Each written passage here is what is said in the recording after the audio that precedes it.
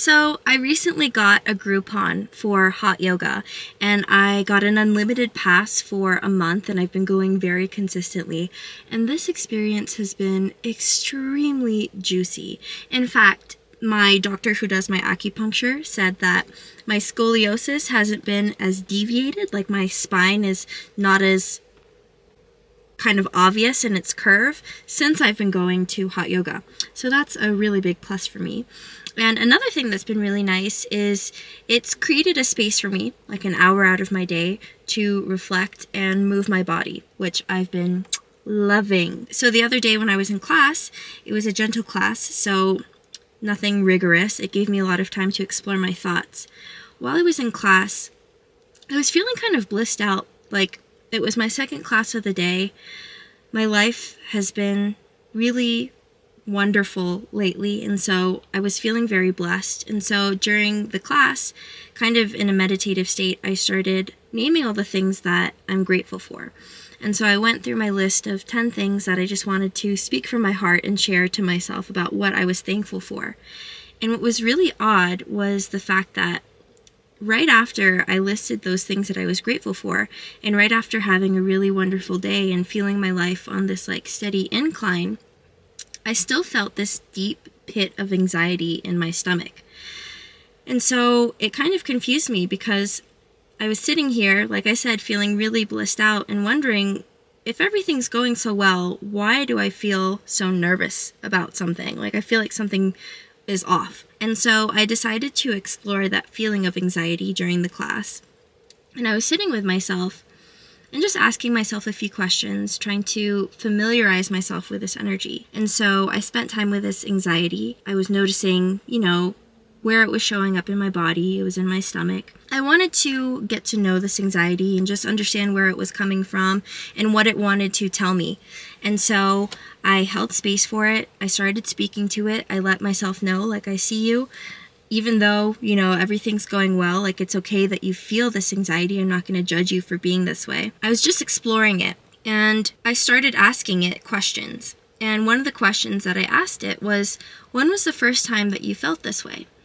And I was taken back to a memory of when I was in high school, graduating high school. And, my life at that point was also on a steady incline. Like, I enjoyed my last year of high school for the most part. And it ended on a good note. And then I remember going into college, I was kind of thrown into not so much a whirlwind, but it wasn't fully what I was expecting. So I saw how I was experiencing, that sense of change being uneasy. But upon reflection, that memory wasn't very potent. I would also say that the experience of intensity around that wasn't very potent either. So I was left feeling a little bit confused because I was like, I feel really anxious for something that didn't affect me too much back then. And so in my continuation of exploring this, I asked myself, are there any other memories where this same feeling came up strongly? And the answer was no. And so I was like, what to do with that? Then I got a ping of inspiration to ask myself, how much percentage of this anxiety is authentically mine? And the answer that I got was 40%, which means that 60% of the anxiety that I was holding in my body did not belong to me. And as soon as I heard that 40%, the song Happy and Sad by Casey Musgraves popped up in my head and started playing. And if you haven't heard the song, it's an excellent song. I love it so much. And I love it to the point where I scream it at the top of my lungs when I sing it.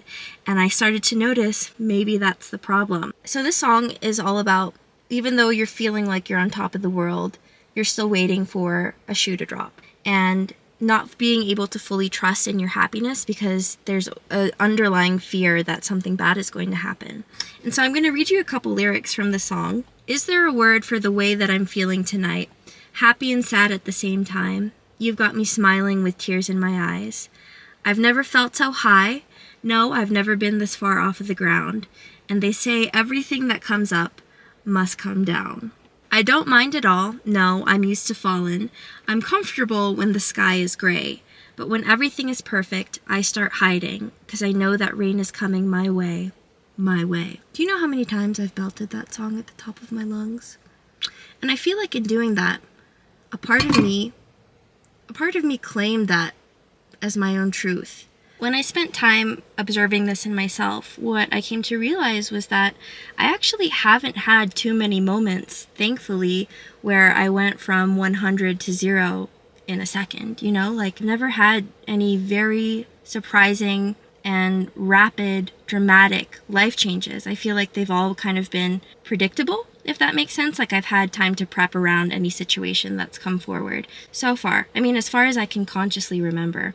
But I have seen this theme come up a lot in my environment. You know, I've had friends or clients working with me who have expressed that, you know, they've had some really traumatic and surprising experiences in their life where they felt like they couldn't trust the unknown because something really drastically negative happened in their experience when they were on the up and up. So I really want to validate that that really is a thing for people, and I think that it's also expressed a lot in our media. For example, in a lot of movies, like how many movies have you seen where it starts off with the main character like at the top of the world, and then something bad happens, and then they're out on the streets and they have to build up from there. Like, it's a common story that's played out. But I'm lucky enough to say that although it's common in the collective and it's in my environment, it hasn't actually been something that's been really relevant or that deep to me personally. But I'm just sharing that because I was carrying 60%. I was carrying a big chunk of it, more than half of it, that wasn't even mine. This time in my yoga session made me realize is that I was feeling feelings that weren't even mine. And I was holding that in my space and allowing it to kind of shape how I was interacting with the world, when in fact it wasn't even true for me. And so becoming mindful of that allowed me to clear that energy so that I could step into more of my authentic energies and more of my truth, which is that it can keep getting better and it's safe for it to keep getting better. Moving forward from this, something that was really helpful was just reminding myself and affirming to myself that I can grow in peace and it can be safe and I can continue to be on a steady incline. And I don't have to feed into energies that make me believe that I can't keep growing in peace. So I've even taken the liberties of changing some lyrics on my own, just so that I don't say things that I don't want to be saying or singing out loud. So for example, there's this song called Caught in the Middle by Paramore, and it's another banger. And the lyrics are, "No, I don't need no help. I can sabotage me by myself." And upon hearing that and continuing to sing that, I was kind of like, this needs a remix. And so I changed the lyrics when I sing it to, "No, I don't need no help. I can satisfy me by myself." Come on, that's such an upgrade. I mean, I get what they're trying to do with that song because, like I said, it's a hit. But for me personally, I just don't want to be saying that. I'm like, why am I going to speak out loud that I can sabotage myself? No, I don't consent. So if you take away anything from this, if you could take away anything from this, I would just hope that it would be to just pay attention to what feelings are yours and what feelings aren't, and what programming and stories and beliefs are yours, and what of those may be inauthentic. Being curious about that before feeling your feelings, because they may not even be yours. And another reason I wanted to share this is because I really believe that where thoughts and words go, energy flows, and that energy can create a ripple effect. And whether it's subconscious or not, or intentional or not, it can have an impact. And so I just wanted to share that being mindful of that has made a difference in my life. And I hope it does for you too. Thanks for listening. Thanks for joining me in my car sesh. And if you like this, tell me, because I appreciate it. Okay, bye!